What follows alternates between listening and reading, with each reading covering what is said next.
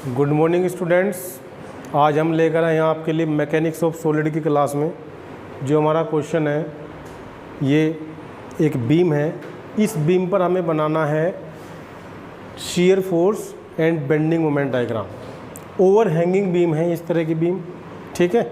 तो सबसे पहले हम क्या करेंगे, जो बीम की जो दो सपोर्ट दी हुई हैं बी और सी, इन पर क्या निकालेंगे, रिएक्शन। इनकी क्या निकालेंगे, रिएक्शन निकालेंगे। जैसे यहाँ बी पॉइंट पर जो सपोर्ट लगी है तो इसकी रिएक्शन की जो वैल्यू होगी बी आर बी निकालनी है और सी पॉइंट पर आर सी की वैल्यू निकालनी है। तो क्या करेंगे, इसका पहले हम फ्री बॉडी डायग्राम अगर मैं बनाऊँ तो फ्री बॉडी डायग्राम हम इस तरह से बनाएंगे। सभी स्टूडेंट ध्यान से देखना। फ्री बॉडी डायग्राम के लिए एज इट इज़ जहाँ पर सपोर्ट लगी हुई है वहाँ पर सपोर्ट लगाएंगे। बी और सी पॉइंट पर लगी है सपोर्ट, यानी R A R B reaction, R C reaction. अब यूडीएल को पॉइंट लोड में कन्वर्ट करना मैंने आपको लास्ट लेक्चर में बताया था कि जो यूडीएल लोड लगाएं, यूडीएल लोड की जो इंटेंसिटी यहाँ पर 10 किलो न्यूटन पर मीटर है। यूनिफॉर्मली डिस्ट्रीब्यूटेड जो लोड लग रहा है इसकी इंटेंसिटी 10 किलो न्यूटन पर मीटर है, पूरी लेंथ पर है ये। तो अगर मैं इसको यहाँ तक लूँ कि ए से बी के बीच में कितना यूडीएल है, यहाँ पे भी 10 किलो न्यूटन है पर मीटर में, और इसको अगर मैं पॉइंट लोड में कन्वर्ट करूँगा यहाँ पर तो इसकी जो वैल्यू निकल के आएगी टोटल डिस्टेंस और ये टोटल वैल्यू। तो इंटेंसिटी है हमारी 10 और डिस्टेंस है 3, तो यहाँ पर जो वैल्यू निकल के आएगी 30 आएगी। और ये कहाँ पर काम करेगी, आधी डिस्टेंस पर, यानी इधर से 1.5 इधर और 1.5 इधर, आधी दूरी पर काम करती है। तो यहाँ पर जो इसकी वैल्यू निकल के आ जाएगी 10 किलो न्यूटन। इसी तरह से बी और सी के बीच में जो वैल्यू बनेगी यहाँ पर यूडीएल की पॉइंट लोड में, ये बनेगी 10 इंटेंसिटी है और टोटल डिस्टेंस 10 है। तो यहाँ पर जो बन जाएगी वो बनेगी 100 किलो न्यूटन। ये दिखाई दे रहा है इतना, 100 किलो न्यूटन। इसी तरह से यहाँ पर बनेगी, यहाँ पर भी सेंटर पर काम करेगी और कितनी होगी यहाँ पर 10 इंटू 1 यानी 10 किलो न्यूटन यहाँ पर ये काम करेगी। और डिस्टेंस कितनी रहेगी, 0.5 इधर और 0.5 इधर। अब हम वही वाला अपना रूल लगाएंगे, इक्विलिब्रियम वाला रूल, यानी इक्विलिब्रियम में sigma F X equal to 0, sigma F Y equal to 0 और moment equal to 0।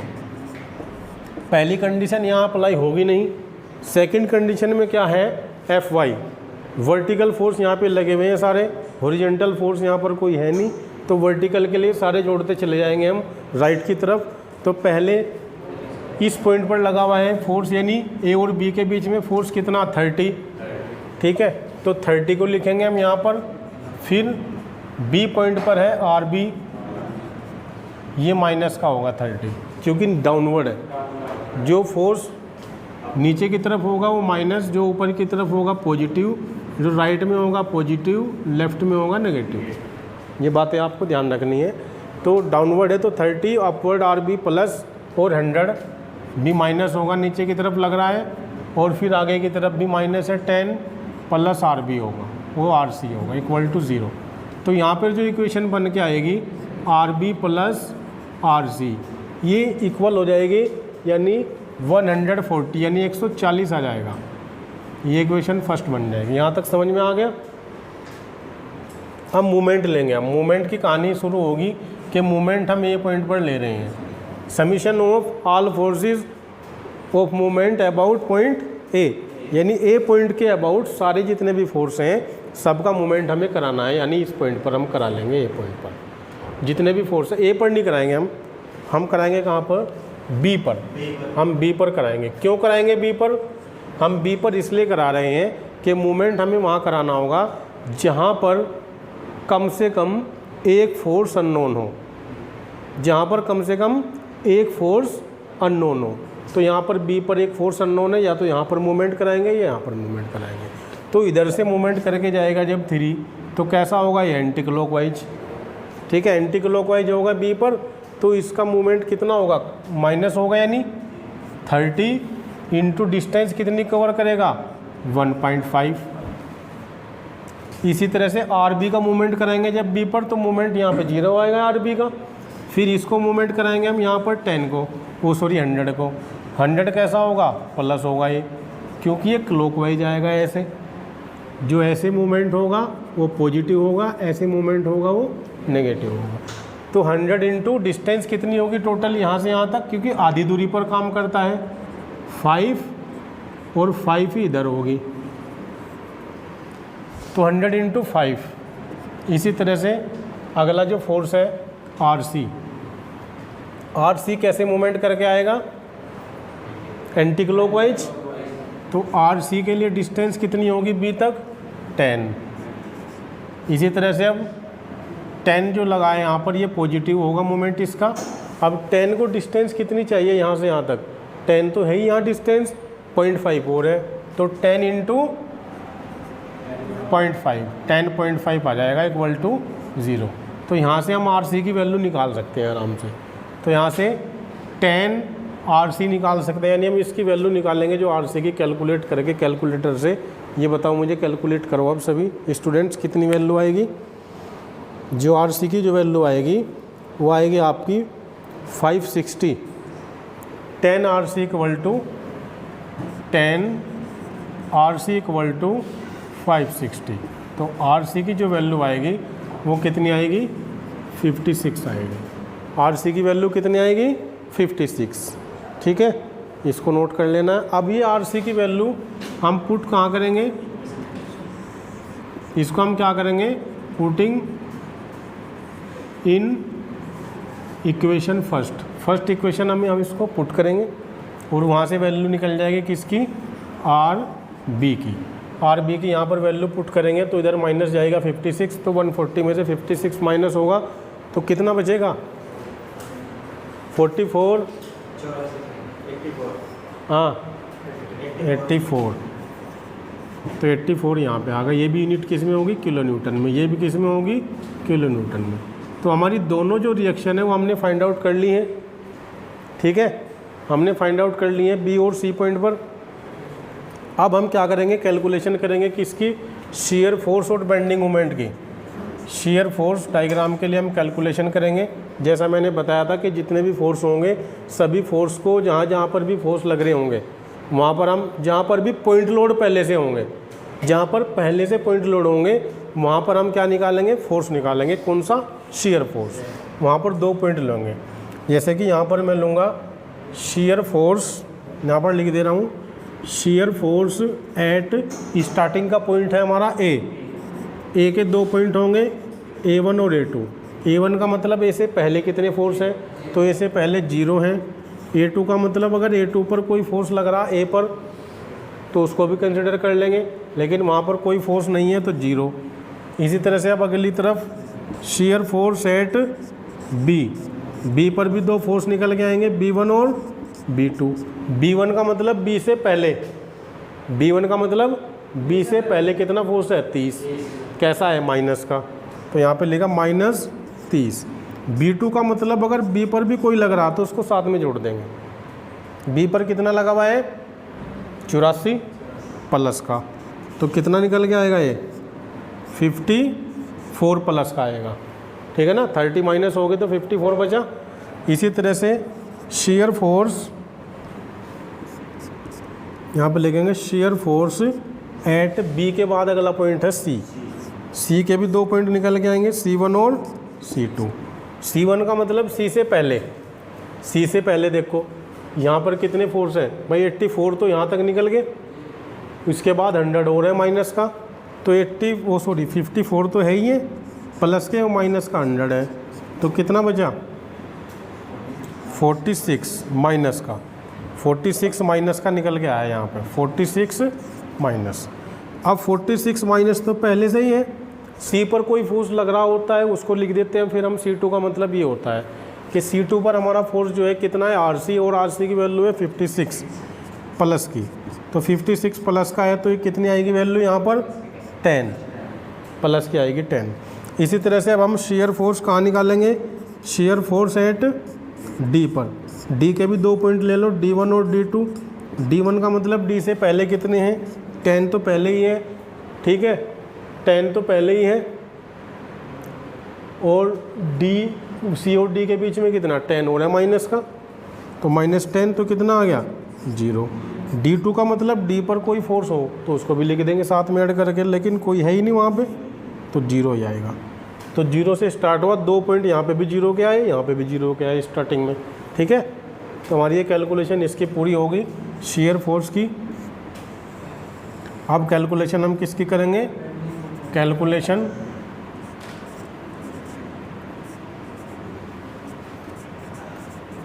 Calculation bending moment diagram के लिए करेंगे। बेंडिंग मोमेंट के लिए कैलकुलेशन करेंगे हम, यहाँ पर लिखेंगे बेंडिंग मोमेंट एट ए पर तो 0 होगा, ठीक है, ये भी मारकर मोट चल रहा। बेंडिंग मोमेंट एट बी, अब बी पर मूवमेंट करेंगे, बी पर मूवमेंट करेगा 30, यहाँ पर बी पर मूवमेंट करेगा 30, तो 30 इंटू डिस्टेंस कितनी 1.5 कितना आ जाएगा 45, ठीक है, 45 आ जाएगा।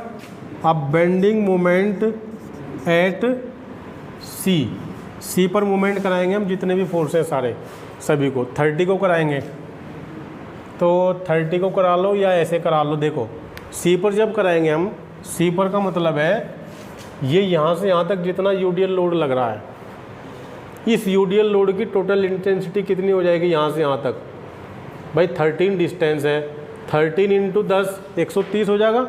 अब 130 कितनी दूरी पर काम करेगा, आधी पर, यानी 13 की आधी। तो चाहे तो ऐसे कर लो, फिर इसकी मल्टीप्लाई कर लो, या इनकी अलग अलग कर लो, आंसर सेम आएगा। चाहे तो इसको मल्टीप्लाई यहाँ पर वो गुणा करो, चाहे इसको करो, ठीक है। अब 30 इंटू डिस्टेंस कितनी रहेगी है 10, 11.5, 11.5 यहाँ पर रहेगी। कैसा होगा मोमेंट, कैसा होगा क्लॉकवाइज, ठीक है, या एंटी क्लॉकवाइज होगा, एंटी क्लॉकवाइज हो तो ये भी माइनस होगा, ठीक है, ये भी माइनस होगा बी पर, और ये भी माइनस होगा, तो यहाँ पे इसको माइनस लिख दे रहे हैं। और फिर माइनस क्या है अगला हमारा 100 को पहुँचाना है सी तक, कितनी डिस्टेंस है 5, और फिर आर बी को पहुँचाना, आर बी का मतलब क्या है 84 को पहुँचाना कहाँ पर सी पर, डिस्टेंस कितनी है 10। कैलकुलेट करने के बाद जो वैल्यू आएगी यहाँ पे माइनस प्लस माइनस कर लेना है, माइनस के एक साथ और प्लस के, कैलकुलेट करके बताओ मुझे कितनी होगी। तो यहाँ पर जो वैल्यू आएगी सी पर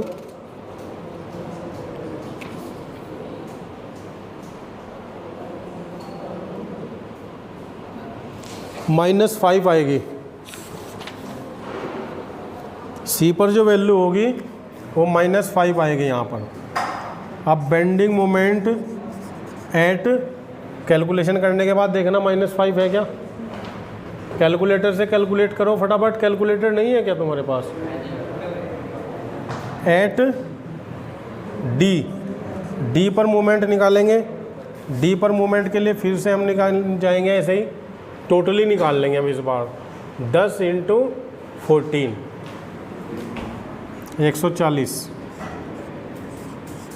140 गुणा, और डिस्टेंस कितनी ले लेंगे 7, और ये कैसा है एंटी क्लॉकवाइज।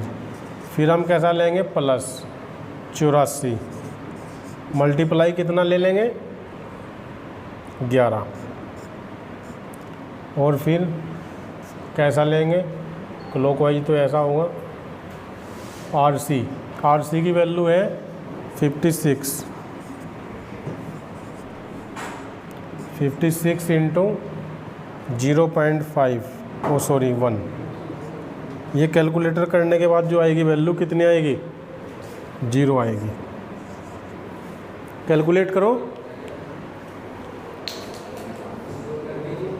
कैलकुलेट करने के बाद 0 आएगी। अब इनका डायग्राम बनाएंगे हम, अब क्या करेंगे डायग्राम बनाएंगे, ठीक है। अब यहाँ पर डायग्राम किस तरह से होगा यहाँ पर देखेंगे, इसी के नीचे डायग्राम बनेंगे, इसी के नीचे 2 डायग्राम बनेंगे यहाँ पर।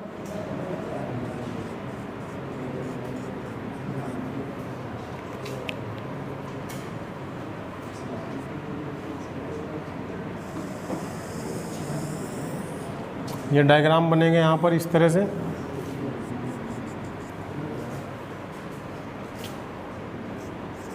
बी पॉइंट, सी पॉइंट, ए पॉइंट, डी पॉइंट। ए के 2 पॉइंट हमने ले रखे हैं, 0 0 दोनों 0 पे हैं। B1 -30 है तो -30 में अप्रोक्सीमेट यहाँ मान ले रहा हूँ 46, जब 1 माइनस जा रहा, -30 यहाँ मान लिया, -30। और फिर B2 कितना है 54, तो B2 हो गया 54, तो B2 इतना पहुँच गया हमारा ऊपर। और C1 कितना है -46, तो -46 यहाँ पे अप्रोक्सीमेट मान लिया मैंने, ठीक है। C2 10 हो गया अप्रोक्सीमेट इतना, और ये 0 0, ठीक है भाई। वहाँ पे दिख रहा है कि A पर 0 0, B पर कितना पहला पॉइंट है -30 हो गया। अगर ये 30 है तो 54 इतना होगा करीब यहाँ से यहाँ तक। इसी तरह से C पॉइंट पर, C पर -46 यहाँ पर होगा, ठीक है। अगर ये 30 है तो 46 थोड़ा ज़्यादा हो जाएगा। C के लिए क्या होगा 10 है, फिर C2 के लिए 10 है और उसके लिए 0 मिलाएंगे पॉइंट।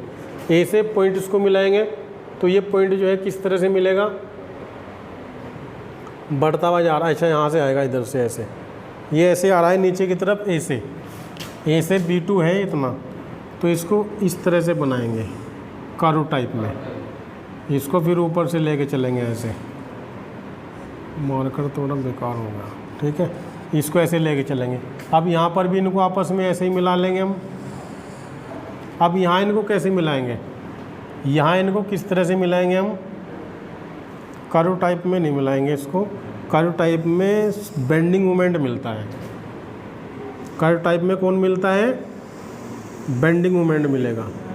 यहाँ मिला लेंगे इन पॉइंटों को और इसको ऐसे मिला लेंगे। ये बन गया यहाँ पे डायग्राम, ये बन गया आपका shear force diagram. Shear force diagram इसी तरह से बनेगा इसका, ठीक है। शियर फोर्स डायग्राम इसी तरह से बनेगा। C के बाद C पर कितना है 10 है माइनस, C पर तो 10 है भाई, C पर तो 10 है ना सेकंड पे, -10 है। C1 पर -46, C पर -10 है, 54,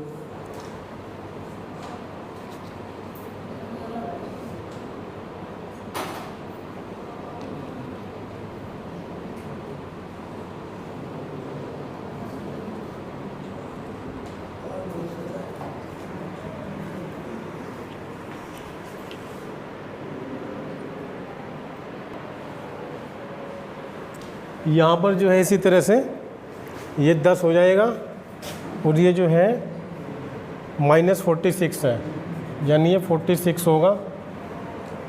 ये 10 है, ऊपर पॉजिटिव है नीचे नेगेटिव। ये शियर फोर्स डायग्राम बन गया यहाँ पर।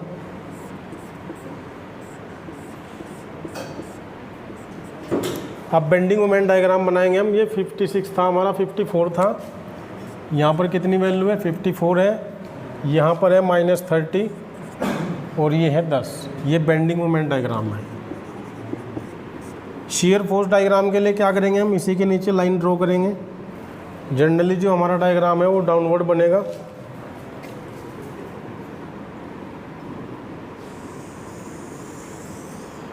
इसी के नीचे पॉइंट लेंगे सारे जितने भी पॉइंट हैं यहाँ पर।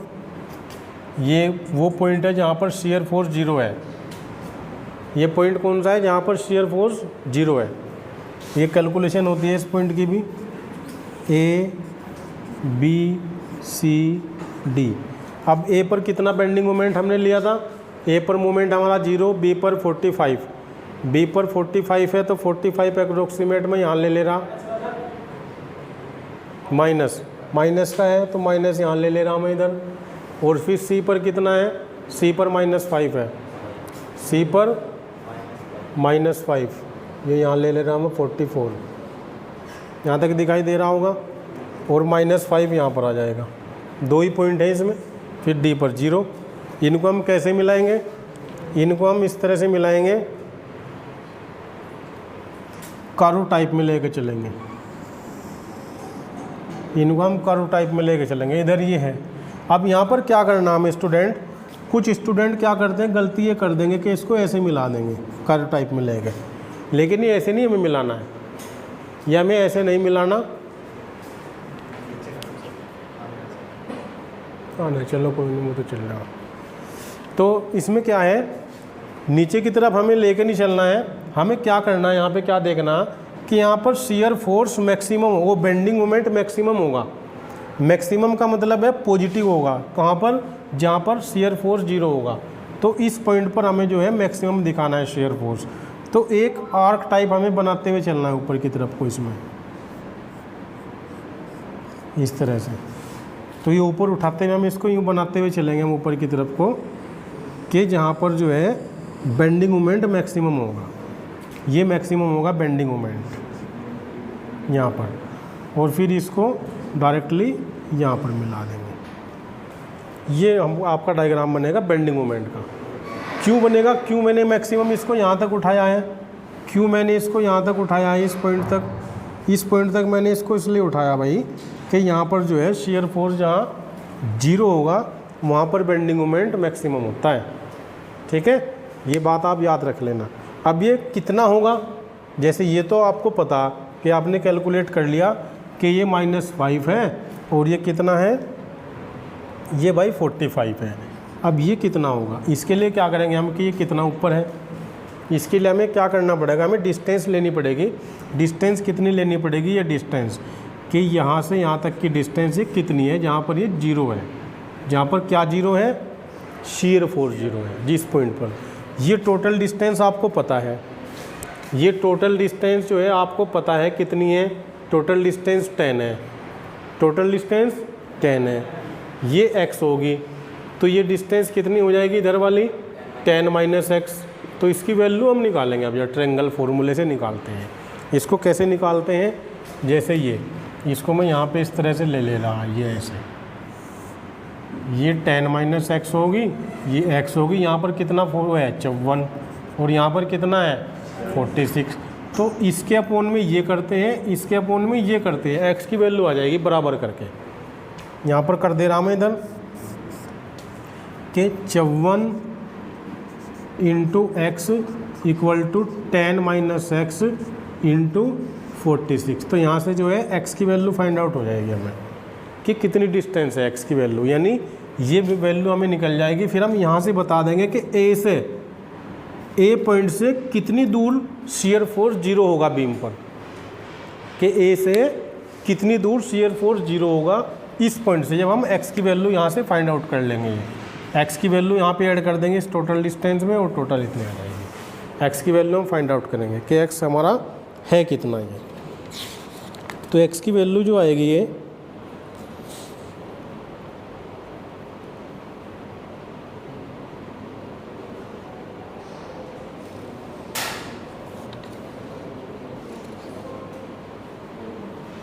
ये आएगी 5.4। जो x की वैल्यू आएगी ये कैलकुलेट कर लेना, 5.4 आएगी। 5.4 आने का मतलब है कि A से कितनी डिस्टेंस होगी, A से डिस्टेंस हो जाएगी 8.4। अब आपको क्या करना है, 8.4 टोटल डिस्टेंस हमें मिल गई। अब हमें क्या करना, इस डिस्टेंस पर जितने भी इधर फोर्स हैं उन सब का मूवमेंट कराएंगे हम यहाँ पर, उन सब का मूवमेंट कराएंगे। जैसे इस पॉइंट पर अब इधर यूडीएल लग रहा ऊपर की तरफ, यानी यहाँ पर कितनी डिस्टेंस होगी, मैं कह दूँ 8.4 यहाँ तक है कि 8.4 है यहाँ तक भाई, यहाँ A पॉइंट से। अभी इंटेंसिटी कितनी है 10 है, तो एक तो यहाँ पर बनेगा 10, इंटेंसिटी कितनी 8.4 की। तो मूवमेंट जब हम कराएंगे इसका इस तरह से, तो यहाँ पर मैं मूवमेंट यहाँ पर कर दे रहा हूँ, कहाँ पर करूँ, चलो यहाँ पर कर दे रहा मैं कि यहाँ पर जो है इसको मैं रफ कर दे रहा, यहाँ पर इसको मूवमेंट कर देना है।